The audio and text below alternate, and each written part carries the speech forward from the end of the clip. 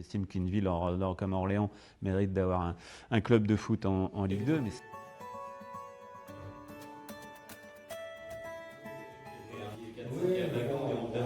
vous auriez peut-être été le premier à dire qu'est-ce qu'il a foutu à mettre un attaquant plutôt que de ne pas préserver. j'ai pas d'ambition personnelle en étant à l'USO. Ça me prend du temps personnel par rapport à un autre métier qui me prend beaucoup de temps. Je suis venu par amour d'Orléans, par passion du football pour comprendre. J'ai appris beaucoup de choses. Donc j'ai par contre l'envie de rester.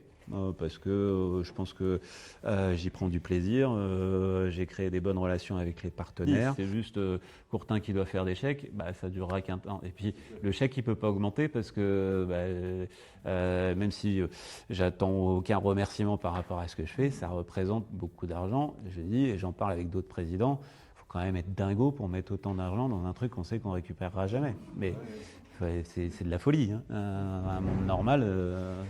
Ça ne devrait pas être possible. Mais je ferai tout, un, pour rester parce que j'ai envie de continuer à me battre, ou deux, si besoin, faire en sorte que le club parte pas à la casse. Après, malheureusement, et malgré tout ce que je pourrais me prendre dans la gueule, c'est pas une science exacte. Et qu'à un moment, je ne vais pas foutre en l'air ma vie, mon esprit, ma famille, pour un truc de fou. Et concernant Hervé, je ne vais pas prendre trop de risques. Je pense que je serais très surpris qu'il ne soit pas l'entraîneur de l'année prochaine. Parce que moi, j'ai aucune envie. Enfin, et il le sait, hein, on se connaît très bien.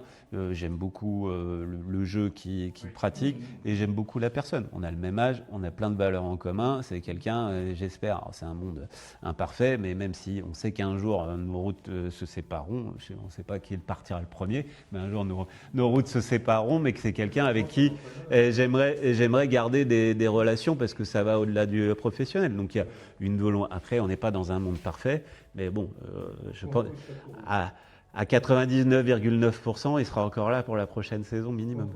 Moi, c'est une grosse frustration qu'il n'y ait pas plus de gens qui viennent voir les matchs. Alors, je comprends, Monaco vient, on fait 7000 personnes, mais je ne suis pas sûr que la qualité du match contre Monaco était bien meilleure que certains matchs qu'on fait en national, sur le terrain. Et d'ailleurs, parce que c'est Monaco, on aurait pu mettre 20 000 personnes, mais que les autres fois, quand on veut avoir 2000 ou 2500 personnes, c'est compliqué. Ça, c'est une déception.